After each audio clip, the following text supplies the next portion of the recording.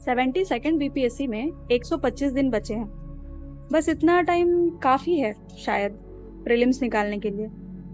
कुछ लोग होंगे जो ऐसा सोच रहे होंगे कि 125 दिन में नहीं हो पाएगा, 73rd टारगेट करते हैं। लेकिन वहीं कुछ लोग अभी स्टार्ट करके भी एग्ज़ाम निकालेंगे। डिफरेंस बस दोनों में स्ट्रैटेजी का होगा। और इस वीडियो में मैं स्ट्रैटेजी की ही बात करने वाली हूँ जो किसी भी इंसान को डायरेक्ट एग्ज़ाम रेडी बना सकता है। 2 बार प्रीलिम्स मैंने भी क्लियर किया है, तो मुझे लगता है कि मेरी स्ट्रैटेजी थोड़ी थोड़ी काम तो दे ही सकती है।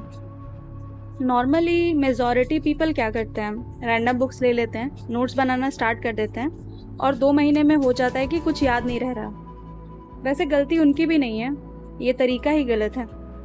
तो कोर आइडिया क्या रहेगा कि बीपीएससी प्रिपरेशन टफ नहीं है, बस 3 चीज़ें सही करनी है। पढ़ना, जो कि कवरेज में हेल्प करेगा, क्वेश्चन लगाना, जो कि आपकी प्रैक्टिस में मदद करेगा, और गलती सुधारना, जो कि बहुत इम्पॉर्टेंट है। अगर इन 3 चीज़ों को बैलेंस कर लिया तो सिलेक्शन बिल्कुल पॉसिबल है। तो चलिए डिस्कस करते हैं कैसे करना है हमें 72nd बीपीएससी की तैयारी। अगर सब्जेक्ट वाइज स्ट्रैटेजी की बात करें तो हमें हिस्ट्री से शुरू करना है। हिस्ट्री से अराउंड 25 to 30 क्वेश्चंस आते हैं, जो कि बहुत ही ज़्यादा इम्पॉर्टेंट है। तो हिस्ट्री सबसे पहले उठाना है।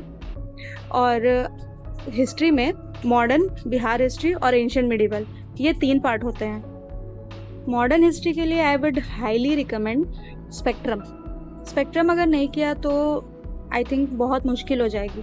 तो छोटी सी बुक है लेकिन बहुत मोटी है और उसमें बहुत कंटेंट है।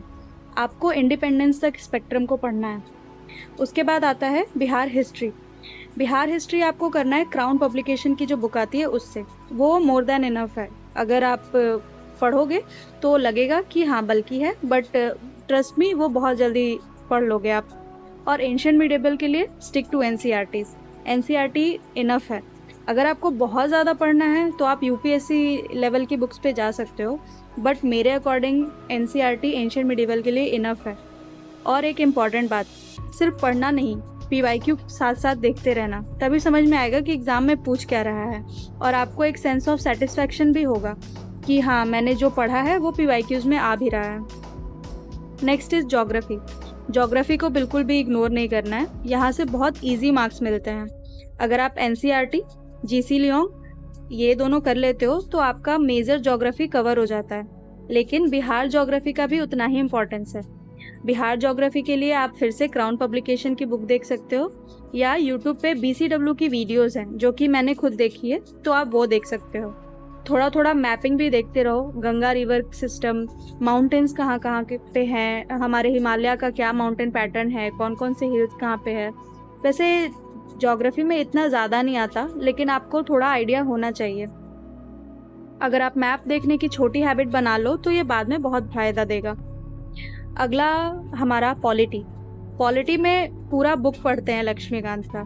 हाँ मानती हूँ कि लक्ष्मीकांत ही सबसे ज़्यादा ज़रूरी है, लेकिन उसको पूरा नहीं पढ़ना है, उसको बहुत सेलेक्टिव तरीके से पढ़ना है। उसके कॉन्स्टिट्यूशनल पार्ट, जिसमें फंडामेंटल राइट्स, टीपीएसपी, पार्लियामेंट्री सिस्टम ये आता है, उसके इलेक्शन वाला पार्ट, और हिस्टोरिकल अंडरपिनिंग्स जो चैप्टर है। और जो नॉन कॉन्स्टिट्यूशनल बॉडीज़ है ना, उसको पढ़ने की कोई ज़रूरत नहीं है। इम्पॉर्टेंट आर्टिकल्स बस आप देख लें। और हाँ, पीवाईक्यूज़ फिर से देखते रहना है, क्योंकि पीवाईक्यूज़ बहुत ही ज़्यादा इम्पॉर्टेंट है। हर सब्जेक्ट के साथ पीवाईक्यूज़ देखना बहुत इम्पॉर्टेंट है। उससे ना दिमाग बिल्कुल एग्ज़ाम ओरिएंटेड वर्क करता है। उसके बाद आते हैं इकोनॉमी पे। इकोनॉमी का ज़्यादा टेंशन नहीं है, बेसिक समझ लो और करंट अफेयर्स पे फोकस करो। बेसिक में आप मॉनेटरी पॉलिसी, जीडीपी, थोड़ा बैंकिंग सिस्टम, ये सब आप जान लो। और करंट अफेयर्स में इकोनॉमी में क्या चल रहा है, कुछ नई स्कीम्स आ रही है, वो आपको देखना है। ज़्यादा डीप जाने की ज़रूरत नहीं है, इसमें डेप्थ नहीं स्मार्टनेस चाहिए, और करंट अफेयर्स से आपका काम बहुत हद तक हो जाएगा। अगला मोस्ट इम्पॉर्टेंट, स्टार लेवल वाला important, science and tech. Science and tech से बहुत डर लगता है, क्योंकि लोग ऐसा सोचते हैं हम ह्यूमैनिटीज़ पढ़ने वाले हैं, हमें साइंस क्यों पढ़ाया जा रहा है। लेकिन साइंस बहुत अच्छा स्कोरिंग टॉपिक है, उस पर आप डायरेक्ट क्वेश्चंस बना सकते हो, और उसके लिए ज़्यादा कंटेंट भी पढ़ने की ज़रूरत नहीं है। एनसीईआरटी 9 और 10 का कर लो, थोड़ा बायोलॉजी अपर क्लासेस के भी करो, और हाँ, वन शॉट वीडियोस देखो रिवीजन के लिए। आपको यूट्यूब पे बहुत सारी वीडियोस मिल जाएगी, लेकिन उन सब का नोट्स बनाओ और समझ समझ के आगे बढ़ो, तो साइंस एंड टेक आपका कवर हो जाएगा। उसके बाद आता है मैथ्स और रीजनिंग मिक्स होता है। थोड़े पीवाईक्यूज आप सॉल्व करते रहो। आपको लगे कि अगर आप किसी फॉर्मूला पे अटक रहे हो तो आप उसके थोड़े वीडियोस देख लो। 10 क्वेश्चन आते हैं, बिल्कुल डुएबल होता है। 8 तो आपको सही करने ही हैं। उसके लिए आपको प्रैक्टिस और थोड़ा बहुत वीडियोस देखने की ज़रूरत है। लास्टली करंट अफेयर्स, इसको सब इग्नोर करते हैं या फिर बहुत ज़्यादा पढ़ते हैं, लेकिन वो करने की ज़रूरत नहीं है। आप मंथली या डेली करंट अफेयर्स किसी भी कोचिंग के वेबसाइट पे जाके पढ़ लो, जैसे विजन आईएएस, इनसाइट आईएएस।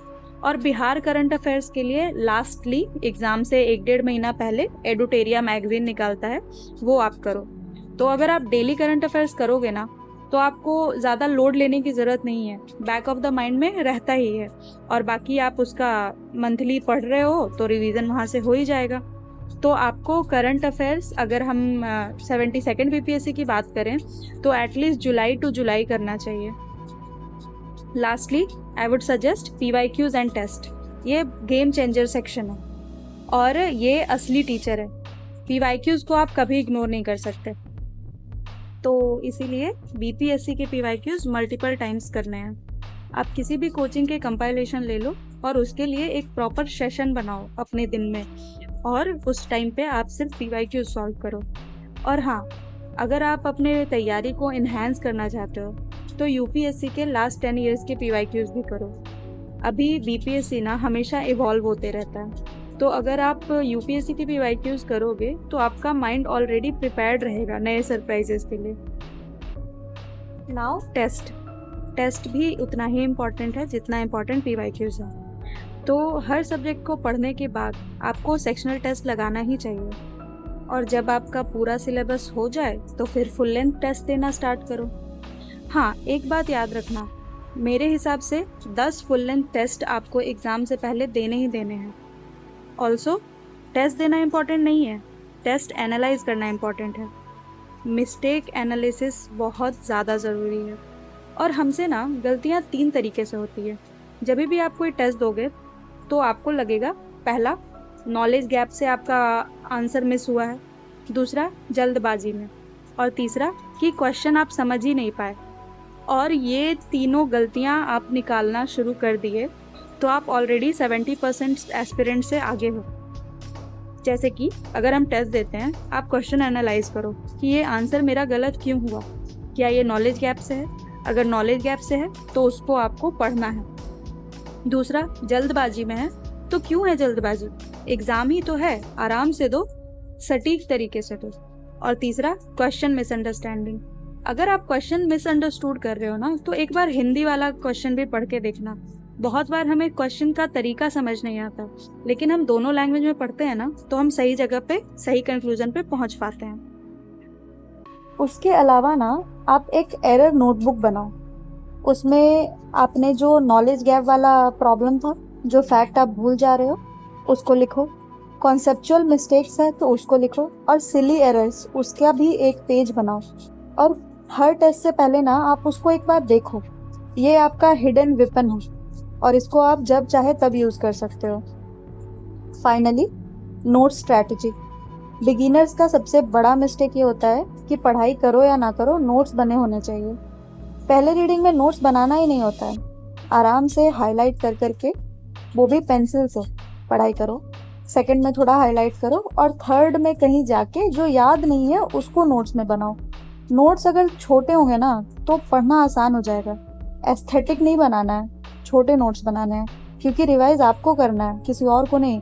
उस नोट्स को बेचना थोड़ी ना है, उसको तो ऐसा बनाओ जिससे आप कुछ ही घंटों में पूरा सिलेबस पढ़ सको। Now time plan. 125 दिन को 3 पार्ट में डिवाइड करते हैं। पहला, डे 1 से लेके डे 70। इस बीच में हमें पीवाईक्यूज और सिलेबस कवरेज करना है। ये डे 70 आपका मई एंड पे ख़त्म होगा। अगर 30 मई तक आपने सिलेबस पढ़ लिया तो आपको रिवीजन के लिए पूरा जून और आधा जुलाई मिलेगा। Which is more than enough. आप उसमें 2 बार और रिवाइज कर सकते हो। इसीलिए आप कोशिश करो कि मई 30 तक आपका सिलेबस एक बार हो जाए, एक बार आपने सबकी पीवाईक्यूज देख रखे हो। दूसरा फेज होगा डे 71 से डे 100, जो कि हमारा पूरा जून है। उसमें आपको रिवीजन और सेक्शनल टेस्ट इन दोनों पे फोकस करना है। जो भी सब्जेक्ट आप रिवाइज करो उसके सेक्शनल टेस्ट लगाओ और इससे आपकी तैयारी सटीक हो जाएगी। लास्टली डे 101 से 125, 25 दिन का टाइम है। हर अल्टरनेट डे पे आप टेस्ट दो, हर अल्टरनेट डे पे उसको एनालाइज करो।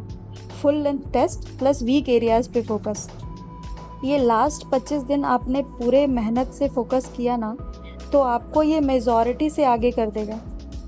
सो I would say BPSC crack करने के लिए सब कुछ पढ़ना ज़रूरी नहीं है। जो पढ़ा है उसी को बार बार रिवाइज करो और 125 डेज तक कंसिस्टेंटली आपने पढ़ लिया ना, तो सिलेक्शन आपके ही कंट्रोल में है। You will definitely crack that. Now I think मैंने मेजॉरिटी चीज़ें कवर कर ली है। अगर आपको लगता है कि मुझे कुछ और भी डिस्कस करना चाहिए तो प्लीज़ डू कमेंट, और टेलीग्राम पे आप मुझे मैसेज भी कर सकते हो। I will definitely respond. As of now, bye and thank you.